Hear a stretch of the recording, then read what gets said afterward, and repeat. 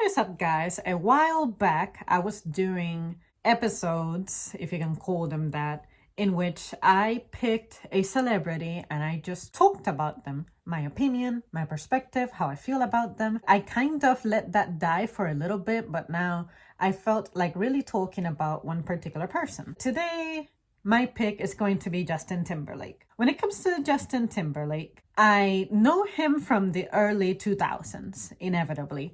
I liked him as a musician and as a dancer. When it comes to his music, I absolutely dug almost everything that he was in NSYNC. And I say almost everything because I don't think it's possible to truly 100% like any song by one particular musician. There are some tunes that move you and some that don't. I can say that the discography of NSYNC, I liked it much more than not. The one album that I can say I completely dismissed was the Christmas one that they had, but outside of that, more than likely I will recognize their songs. Now, when he left NSYNC and went solo, Justified was a pretty fantastic album. I really wasn't completely immersed in it when it first came out.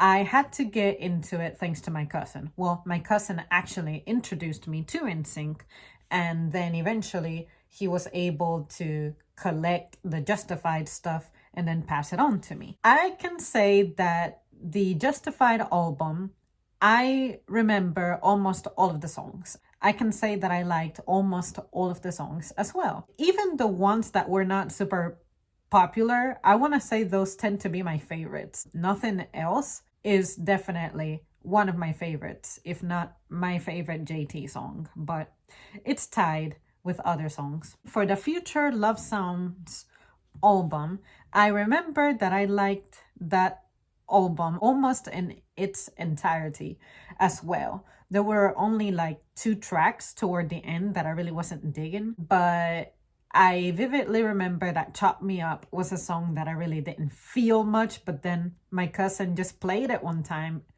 in his car and I was like, holy crap, this is actually a pretty good song. Love Stoned was another song that I really didn't care for until he played it, and something about listening to a song in the car for some reason is much better than in my room with my speakers or my headphones.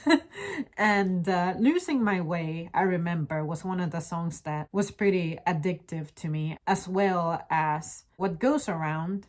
But I listened to What Goes Around more for the interlude.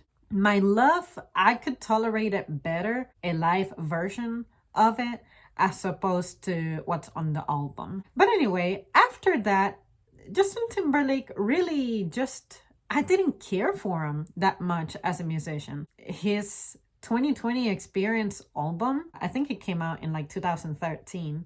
I vividly remember only 2 songs. I want to say that I only dig only 2 songs. I only remember Strawberry, Bubblegum, and Suit and Tie. And it's not like, wow, I love these songs and I need to listen to them at least once per week. Like, it's been about 2 years now since I listened to any of those songs, being completely honest there. In addition, the most recent album, shoot, I should have checked what the name of it is before filming because I sincerely don't remember. I want to say it's Man in Woods, Man in the Woods, Man of the Woods, something like that. There's only one song that I vividly remember, and it's Tides or Waves, Tidal Waves. One of those. It's kind of like a beach kind of song. That is the only song that I can say, hey, I really 100% liked. Of course, Can't Stop the Feeling was an okay track to sort of like warm you up, but after that, I got sick of it because now it became mainstream. Everyone was playing it, and it just made me cringe. There was also there's this song that had like a little bit of an electronic, it was kind of like a robotic kind of song, but I don't even remember the title of it immediately off the top of my head. I just know that I could tolerate that one as well. JT kind of just grew on me. I wasn't as excited, intrigued, or interested in any of his stuff anymore. So as a musician, when I was younger, like early 2000s, he was definitely one of my top five. I can tell you that much. But now I honestly don't think about him. I don't remember him that much. So that definitely means that like he's in an era now as an artist that really doesn't align with me, I guess. Now, of course, you cannot talk about JT without talking about the Janet Jackson 2004, was it Pepsi or something, stuff that happened in some halftime show. I don't know. Maybe I'm mistaking the Pepsi part for Michael Jackson. But anyway, something happened to where she had like a wardrobe malfunction. And that is to this day one of the biggest controversies that surrounds the Justin Timberlake name. And sincerely, I don't feel like I'm well informed to have an opinion because of course there's multiple accounts to the story, and what I tend to hear the most is the internet saying that JT washed his hands and that all of the blame went on Janet and that she ended up being blacklisted as a result. So this means that it's almost been 20 years since that. Honestly, I really don't know what to say. I would have to read the story again and gather the facts. I think that this was something that nobody planned for, nobody could have seen coming. I don't want to say that I'm defending JT, but when something like that happens, just what do you do? You want to be professional and stuff, but I think that the controversy really happened afterwards. Something about he was not standing up for her or threw her under the bus somehow. That's the part that I need to investigate because I'm not sure at all what happened. I've never seen that JT interview where, people got mad at him. And then when it comes to Janet, it's a very lamentable thing. For me personally, as a woman, the last thing I want to do is exhibit my body in public like that. And there's people who are comfortable with that. They do it for money, so on and so forth. From what I understand, isn't this the event that caused for there to be like some kind of delay so that technical people can be like, hey, we can get this off the air before it makes it into the airwave, before something terrible gets broadcasted?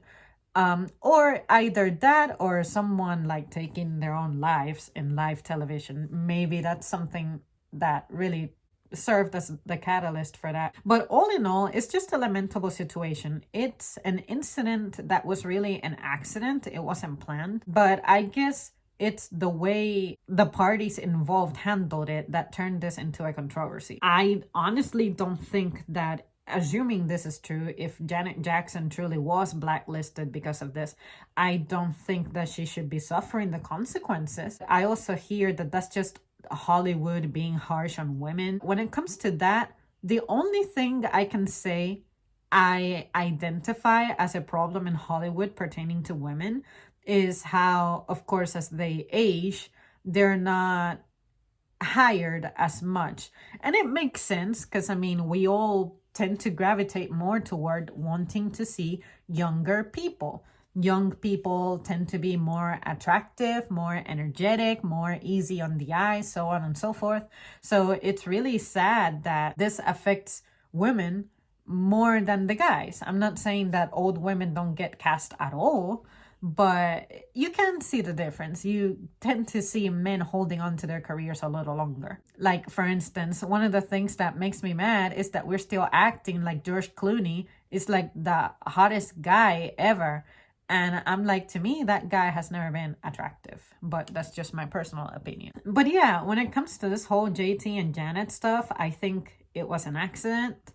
It wasn't his fault. It wasn't her fault. This was handled in a very bizarre way. And keep in mind that this is just from the little bits that I know, and I don't have the full story clear in my mind to be able to elaborate further. I just know that sometimes you cannot even talk about Justin Timberlake in peace because at some point that Janet stuff is gonna come up and I'm like, okay, how long must this haunt a person for? Has JT really never come forward about this after that interview or whatever?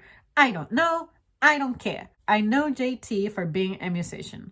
That's it. It's either I dig his tunes or I don't. Anything outside of that, as long as he's not doing something that directly impacts my life, I just don't care. Like, negatively impact my life.